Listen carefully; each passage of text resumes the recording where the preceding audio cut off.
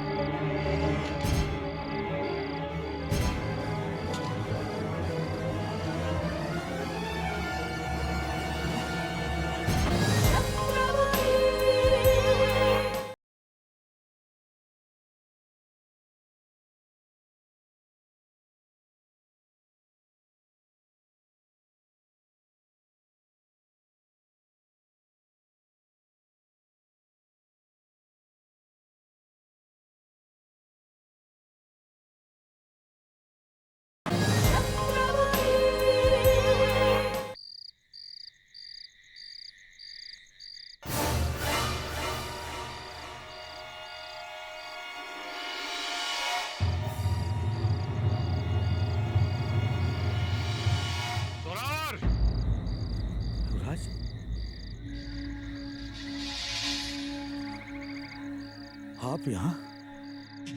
हाँ जोरावर, तुम लोगों के जाने के पश्चात हमें लगा कि विश्राम हराम है। हमें अपने लक्ष्य की ओर प्रस्थान करना चाहिए। उचित किया युवराज, उचित किया। वैसे भी जंगल में विश्राम करने से क्या लाभ होगा? अच्छा, परंतु कुछ पल पहले तो तुम हमें विश्राम करने को कह रहे थे और इतनी जल्दी पलट गए। हमें यकीन है कि पिछले जन्म में जरूर तुम गिरगिट की योनि में रहे होगे। जी युवराज, किंतु इस जन्म में आपका सेवक हूँ। हमें लगता है कि हम चंद्रमुखी के राज्य की ओर सही प्रस्थान कर रहे हैं। तुम्हें क्या लगता है?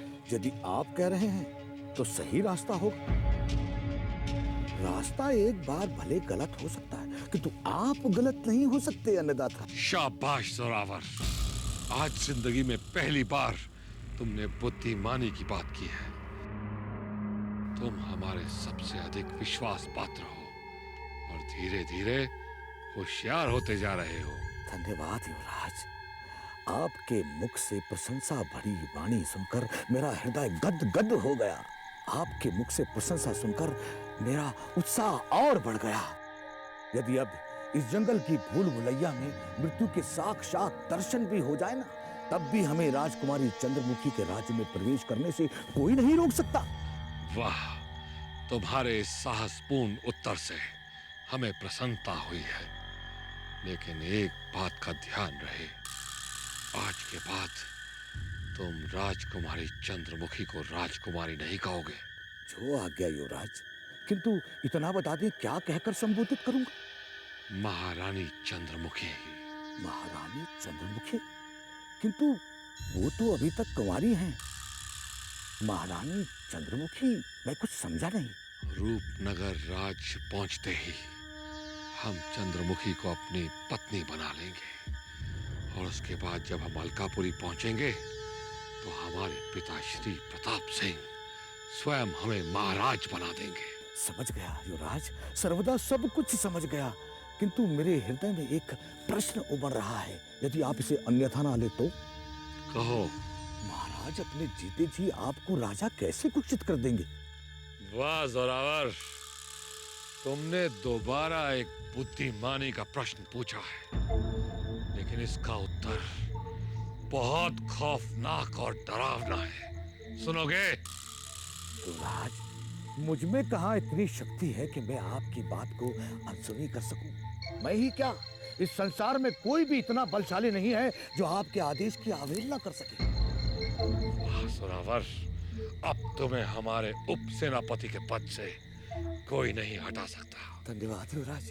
तो सुनो, जब हम चंद्रमुखी को लेकर अलकापुरी जाएंगे तो वहां की प्रजा हमारा भव्य स्वागत करेगी और स्वयं उस दृष्टिहीन राजा को राजगद्दी से हटाकर हमें राजा घोषित करेगी। अति उत्तम युवराज, किंतु यदि प्रजा नहीं मानी तो? तो हम स्वयं उस दृष्टिहीन राजा को राजगद्दी से हटाकर यमराज के पास भेज देंगे। वाह युवराज वाह, आपकी बुद्धि उतनी ही तीव्र है जितना कि आपका सुंदर मुखड़ा। सुंदरता और बुद्धिमत्ता का इतना अजोड़ संगम मैंने पहले कभी नहीं देखा। जोरावर, तुम्हारे ये प्रशंसा भरे शब्द सुनकर हम प्रसन्न हुए। हमारी सारी थकावट दूर हो गई। अलकापुरी जाते ही हम तुम्हें 100 बीघे जमीन भेंट में देंगे। धन्यवाद युवराज, धन्यवाद। भगवान आपको अलकापुरी का ही राजा नहीं बल्कि इस पूरे ब्रह्मांड का अजर अमर राजा बना दे, सेवक की यही प्रार्थना है। ऐसा ही होगा। जब हम चंद्रमुखी को अपनी पत्नी बनाएंगे तो अलकापुरी और रूपनगर दोनों के महाराज बन जाएंगे।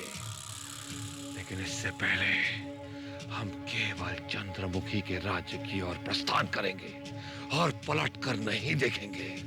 चलो।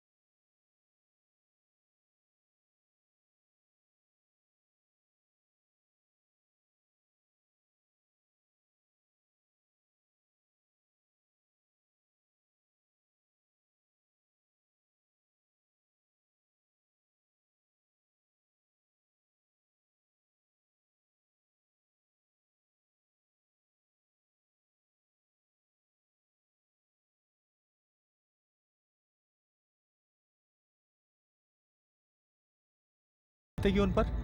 मैं जानती हूँ बाबा मेरे बगैर बहुत ही दुखी होंगे, पर मैं क्या करती? अगर बाबा से पूछती तो इन जंगलों में आने की कभी अनुमति नहीं देते। तुम इसी वक्त यहाँ से चली जाओ। ये जंगल सुरक्षित नहीं है। ये बहुत भयानक और मायावी है। यहाँ कदम कदम पर खतरा है। तुम घर चली जाओ। चाहे कुछ भी हो जाए, मगर मैं तुम्हारे साथ ही चलूंगी। नहीं, तुम मेरे साथ नहीं जाओगी। अभी भी कुछ नहीं बिगड़ा। हम जंगल में बहुत अंदर नहीं हैं। मैं तुमसे प्रार्थना करता हूँ, तुम यहीं से लौट जाओ। और अगर मैं नहीं लौटी तो मैं तुम्हें यहीं छोड़ के चला जाऊंगा। क्या? मैं नहीं जानती थी कि तुम इतने कठोर हो। अगर तुम्हारे जाने के बाद कोई मुझे यहाँ अकेला देखकर हानि पहुंचाने की कोशिश करे तो क्या तुम्हें दुख नहीं होगा? होगा, बहुत दुख होगा। और सबसे ज्यादा दुख तब होगा जब मैं तुम्हें अपने साथ लेके जाऊंगा। आगे जाके ये जंगल और भी भयानक और मायावी हो जाएगा, और पता नहीं मैं तुम्हारी सुरक्षा कर पाऊंगा या नहीं। तुम मुझे मेरे लक्ष्य से अलग मत करो। युवराज, अगर तुम जाना ही चाहते हो तो मैं नहीं रोकूंगी, मगर तुम जिस दिशा से जा रहे हो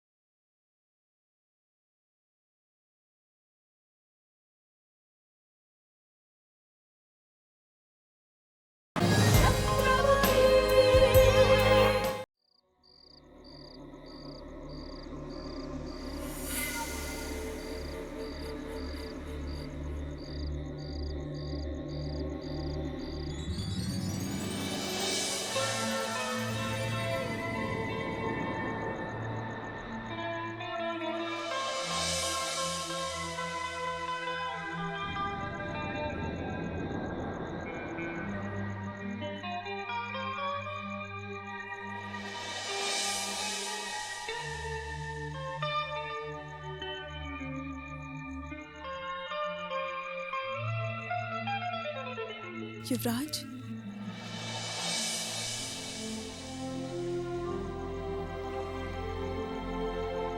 कौन है आप, ब्रह्मांड सुंदरी?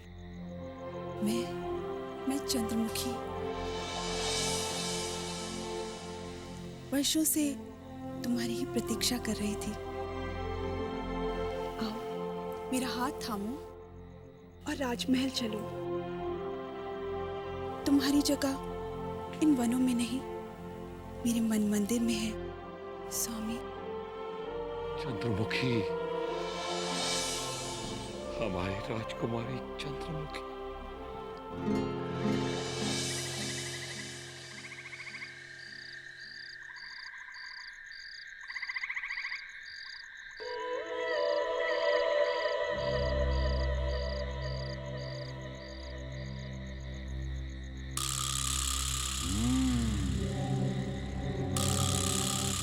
सरकार वो देखो, आदमी मरा हुआ पड़ा है। हाँ सरकार, बहुत मोटा शव है। लगता है दूध खाते खाते शैतान को प्यारा हो गया। धुआं धुआं। हम ये जांच करने के बाद ही उत्तर दे सकते हैं। हमारे विचार के अनुसार ये वही युवराज है जिसकी हमें सूचना मिली थी, परंतु ये पता लगाना है कि ये जीवित है या मृत्यु पा चुका है। इसका पता तो हम लगा लेंगे। सरकार, आप यहाँ खड़े रहिए, हम अभी जांच करके आते हैं। ना, मेरी बात सुनो। अगर ये जीवित है तो उसे समाप्त कर देना, और अगर मृत्यु पा चुका है तो मुझे बुला लेना। जाओ। धुआं धुआं।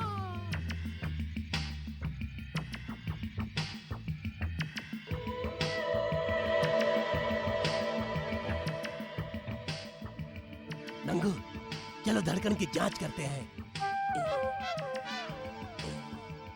इसके दाएं ओर की धड़कन तो बंद है, अब तू देख।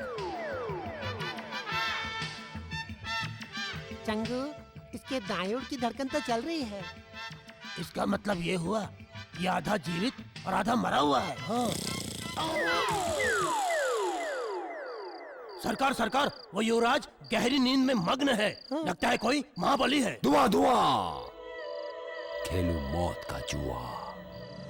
खबरदार, मेरे सामने किसी और को महाबली कहने का साहस किया तो तुम दोनों को चंद्रमुखी के महल के आंगन में जीवित करवा दूंगा। महाबली सिर्फ हम हैं, सिर्फ हम। धुआं धुआं। कौन है हम? महाबली। अरे भाग्य के शत्रुओं, सर उठा के बात मत करो। सर झुकाओ और उसे नींद से जगाओ और उसे पूछो कि किस उद्देश्य से यहाँ आया है। जाओ। जो क्या?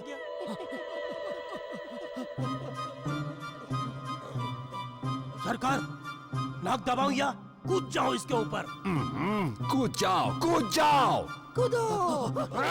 चंद्रमुखी! कौन है? कौन है? पेड़ के पीछे क्या छुपा है कायर?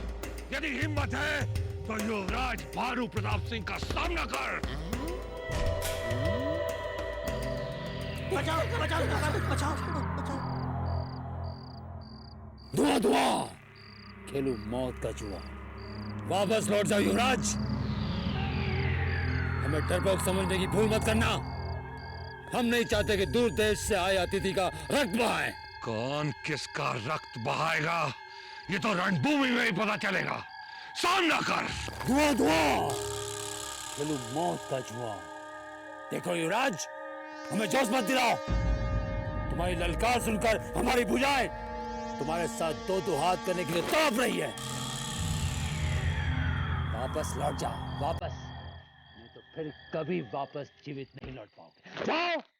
युवराज भानु प्रताप सिंह रणभूमि में दुश्मन की ललकार सुनने के बाद उसे समाप्त कर कर ही लौटता है। अब हम तुम्हारी कटी हुई गर्दन साथ लेकर ही जाएंगे। यदि ये बात है तो कोई बात नहीं, हम ही लौट जाते। हम नहीं चाहते कि अतिथि को मृत्युदंड देकर हम नरक में जाएं। ठीक है, ठीक है जग्गू बाबू, ठीक है, ठीक है। हम लोग चलते हैं। चलो चलो चलो, भागो भागो। कायर, मेरा घोड़ा! ए, चोर!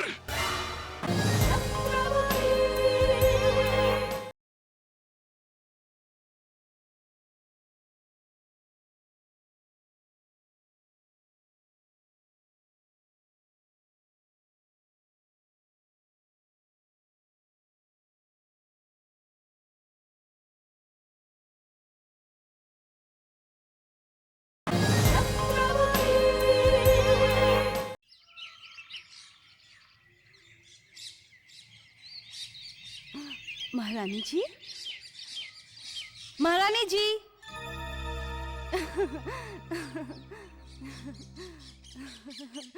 प्रणाम महारानी जी। खुश रहो। अरे चंदा, तू सवेरे सवेरे यहाँ क्या कर रही है? मैं तो सदैव की तरह जंगल में लकड़ियाँ चुनने जा रही थी, लेकिन आप यहाँ कैसे? मैं वो मंदिर जा रही थी। मंदिर? वो भी इस दिशा में? हाँ। क्यों? तुझे आश्चर्य क्यों हुआ? आश्चर्य की तो बात है महारानी जी। हमारे गांव में कुलदेवी का मंदिर पूरब की दिशा में है और आप पश्चिम की दिशा में जा रही हैं। अरे हाँ चंदा, वो कुलदेवी को याद करते करते पता नहीं मैं इस तरफ कैसे आ गई। अब तू जल्दी जा, नहीं तो जंगल से लकड़ियाँ कोई और चुन ले जाएगा। ठीक है। हाँ, जाते जाते अगर एक बात बता दें तो आपकी बहुत कृपा होगी। क्या? काफी दिनों से वनराज दिखाई नहीं दिए, वो ठीक तो है ना? वनराज बिल्कुल ठीक है। अच्छा चंदा, अब मैं चलती हूँ वरना आरती का समय निकल जाएगा। हाँ अच्छा महारानी जी।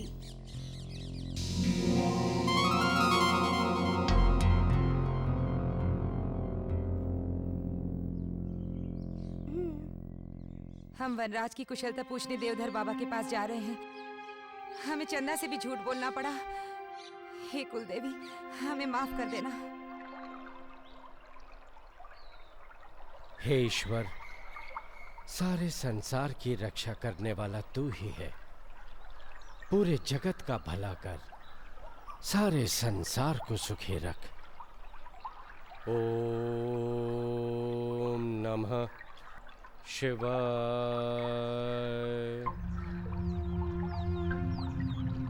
ओम नमः शिवाय।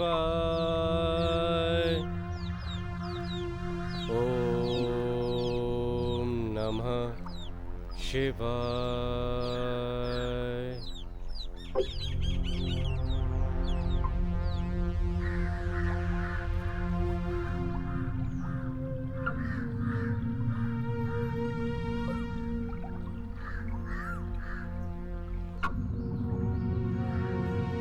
महारानी जी प्रणाम। प्रणाम बाबा। आप अति चिंतित दिखाई दे रही हैं। सब कुशल मंगल तो है? जिस माँ से उसका पुत्र बिछड़ जाए, वो माँ कुशलता से कैसे रह सकती है? ये आप क्या कह रही हैं महारानी जी?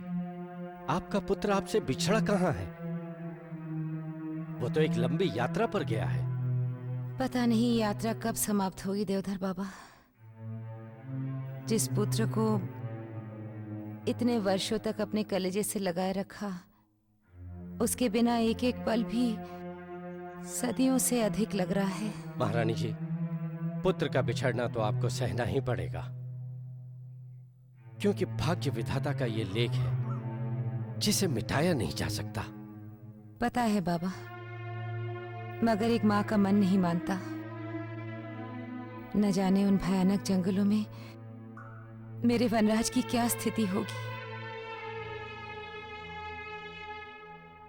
पिछले कुछ दिनों से मन में बुरे बुरे विचार आ रहे हैं। कहीं कोई शत्रु या कोई भयानक जंगली जानवर मेरे वनराज पर आक्रमण न कर दे। यही सोच सोचकर बाबा हमारे नेत्रों से नींद उड़ चुकी है।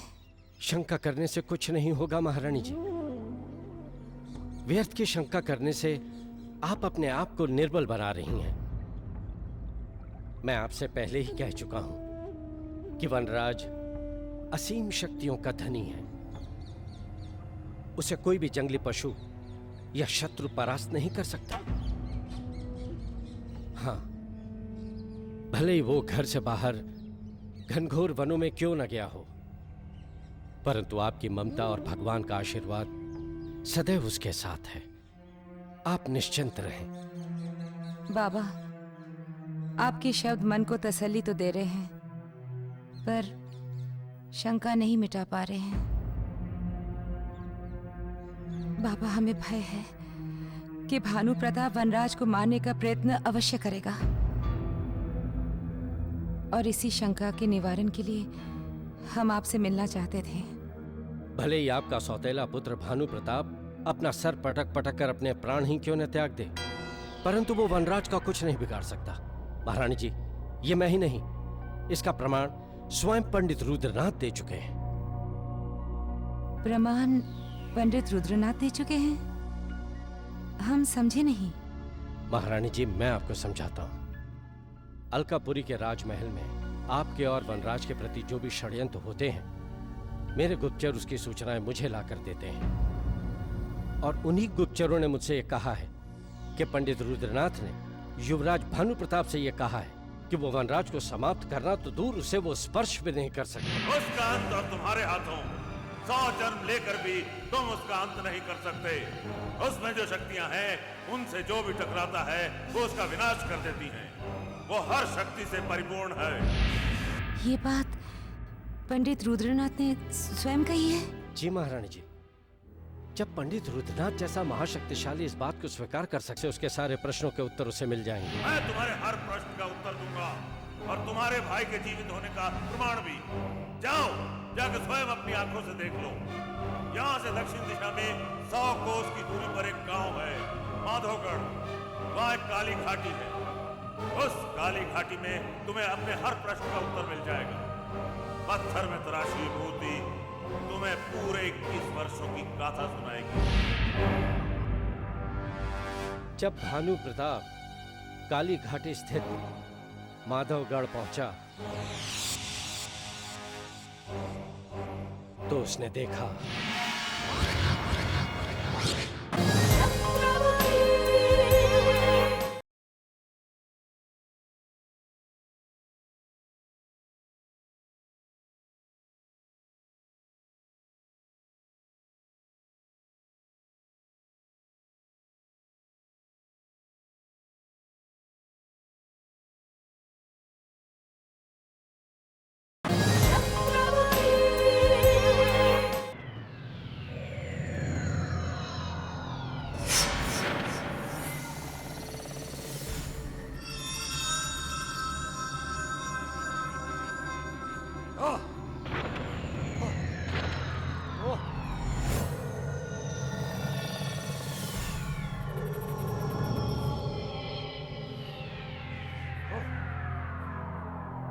चक्रवर्ती दानव सम्राट राजकुमार अलकापुरी, जन्म संवत 1676, अमावस की रात में अलकापुरी में होगा तथा 21 वर्ष की आयु तक एक विचित्र प्राणी में परिवर्तित होकर अपनी मायावी शक्तियों द्वारा विनाशकारी सिद्ध होगा।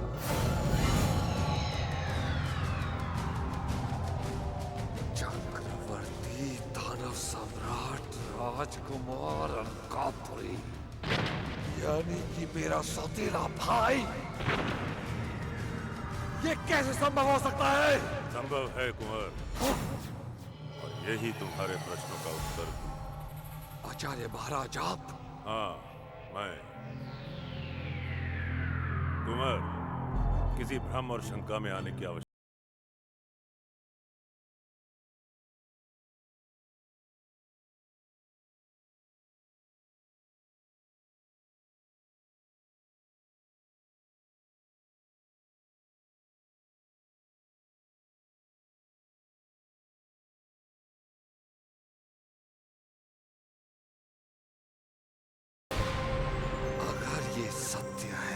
यही सत्य है तो इस सत्य का अंत होना चाहिए आचार्य महाराज। अवश्य हो जाना चाहिए, परंतु अब इसे समाप्त करना इतना सरल नहीं जितना तुम समझ रहे हो। भानु प्रताप के लिए कोई भी लक्ष्य असंभव नहीं है।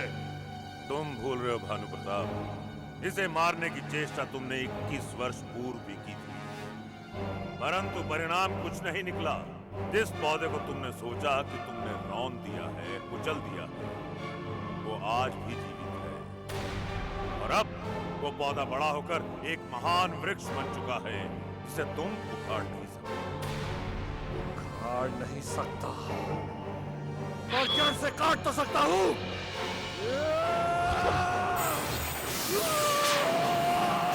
और यही सच्चाई है महारानी जी। सदियों पहले वनराज का भाग्य लिख दिया गया था। अब आपको चिंता करने की कोई आवश्यकता नहीं है। अब तो आपको विश्वास हो गया कि वनराज को भानु प्रताप से कोई संकट नहीं है। वनराज को भानु प्रताप से कोई संकट नहीं? ये सुनकर मन बड़ा हल्का हो गया। अच्छा बाबा, अब आज्ञा दीजिए। जैसे आपकी इच्छा। परंतु महारानी जी, जाने से पहले मेरी आपसे एक प्रार्थना है, और मुझे पूरा विश्वास है कि आप मेरी प्रार्थना को ठुकराएंगे नहीं। प्रार्थना नहीं बाबा, आप आदेश दीजिए जिसे हम कभी नहीं ठुकराएंगे। महारानी जी, वनराज के जाने के पश्चात आप एकदम अकेली हो गई हैं। इसलिए कस्तूरी प्रत्येक दिन आपकी सेवा में भोजन लेकर उपस्थित होगी। उसकी एक छोटी सी सेवा को आप स्वीकार कर लीजिए।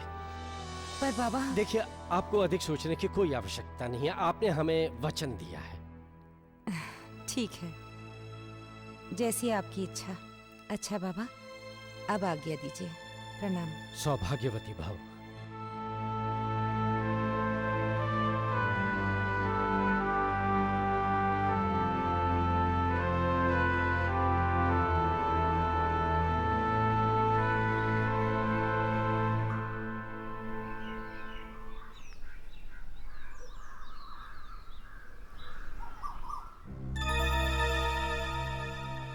अरे, महारानी वन में अकेली? कुंदन, तुझे इससे अच्छा मौका नहीं मिलेगा।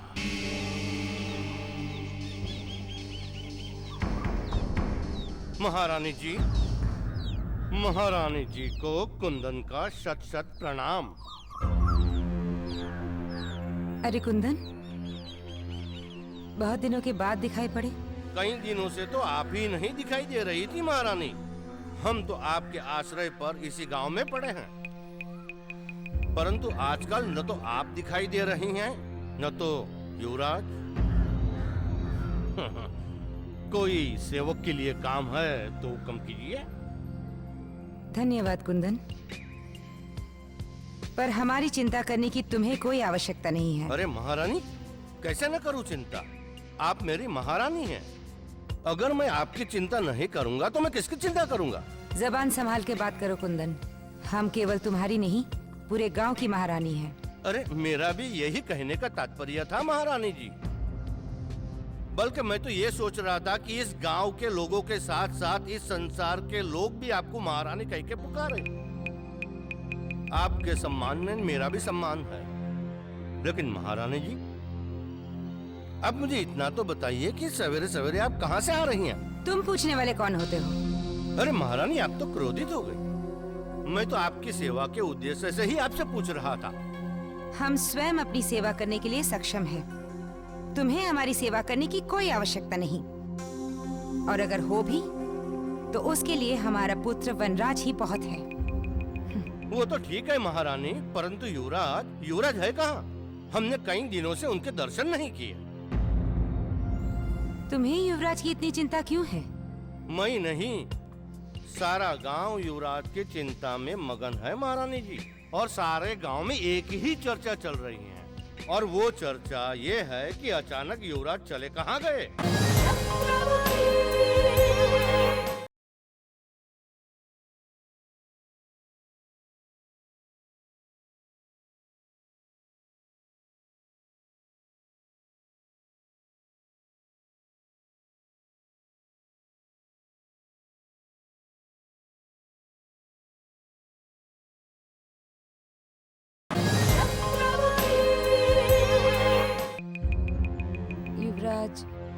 नगर गए हैं। जाओ कह दो सारे गांव वालों से। वो तो मैं कह ही दूंगा महारानी जी, लेकिन वनराज नगर क्यों गए हैं ये भी अगर आप मुझे बता देती तो मेरे साथ साथ गांव वालों को भी चैन की नींद आ जाती।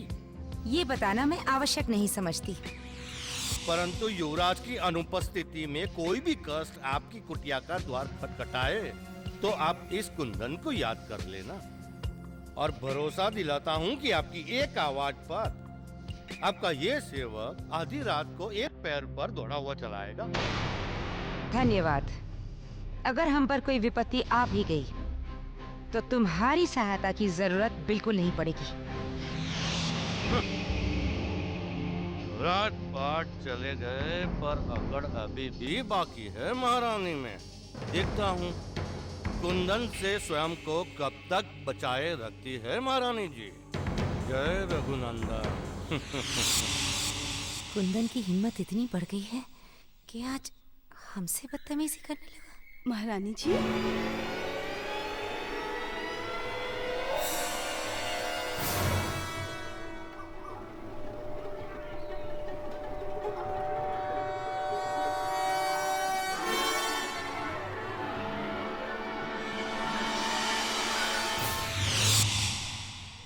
इस कुंदन का तो कुछ ना कुछ करना ही पड़ेगा। जवान बेटी के होते हुए इस तरह की हरकत।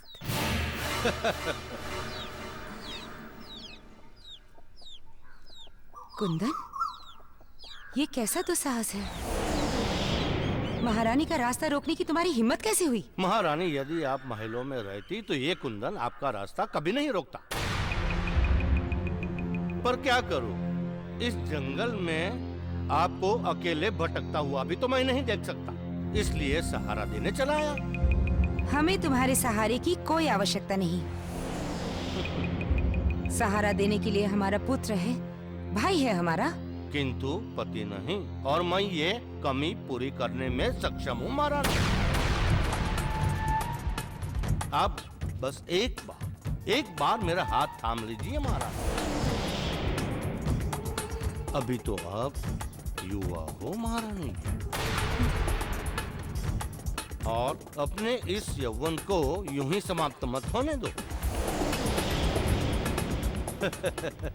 थाम लो मेरा हाथ, भगवान की सौगंध, अगर एक बार हाथ थाम लिया तो जीवन भर छोड़ूंगा नहीं महारानी जी, और किसी को कानों कान खबर तक नहीं होने दूंगा। थाम लो मेरा हाथ। अगर आप शर्मा रही हो तो मैं आपका हाथ थाम लेता हूँ।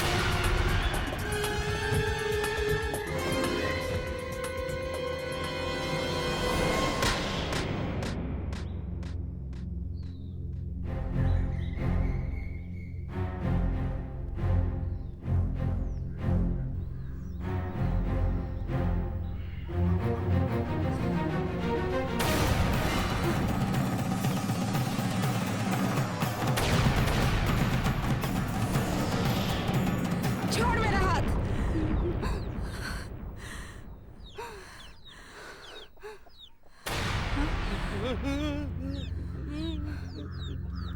बापू, बापू क्या हुआ? बापू, आपको महारानी ने थप्पड़ क्यों मारा? क्या पता बेटी, मैंने तो महारानी की कुशलता पूछी और इन्होंने मुझे थप्पड़ मारा। यही कहना चाहते हो ना अपनी पुत्री से?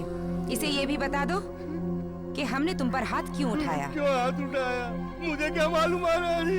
मैं तो खुद ये सोच के हैरान हूँ कि ऐसा कौन सा मैंने अपराध कर दिया कि इस बुढ़ापे में मुझे थप्पड़ खाना पड़ा। ये आपने अच्छा नहीं किया महारानी। हम गांव वाले आपको महारानी समझ के इतना सम्मान देते हैं और आप हमें ही अपमानित करती हैं। हमने किसी को अपमानित नहीं किया चंदा। तुम्हारे पिता ने हमारे साथ ओछी हरकत की थी, इसीलिए हम अपना गुस्सा रोक नहीं पाए। इन्होंने हमारा हाथ पकड़ लिया था। राम राम राम राम, ये कैसा लांछन लगा रही हो मुझ निर्धन पर महारानी जी। ईश्वर साक्षी है, मैंने अपनी पत्नी के अलावा किसी अन्य युवती को देखा तक नहीं है। हे भगवान, ये सुनने से पहले इस पापी संसार से मुझे उठा क्यों नहीं लिया? अब मैं जी के क्या करूंगा? आप रोइए मत बापू, मैं जानती हूँ कि महारानी असत्य बोल रही हैं। नहीं चंदा, ये सत्य है। अगर ये सत्य है तो आज आपने मुझसे झूठ क्यों बोला था? आज आप मंदिर नहीं गई थी, फिर भी आपने मुझसे झूठ बोला कि आप मंदिर जा रही हैं। बोलिए, अब आप चुप क्यों हो गई? आपने मुझसे झूठ बोला था ना? हाँ, मैंने झूठ बोला था तुमसे। तो आपने जो मेरे पिताजी पर लांछन लगाया है, उसे मैं कैसे सत्य मान लूं?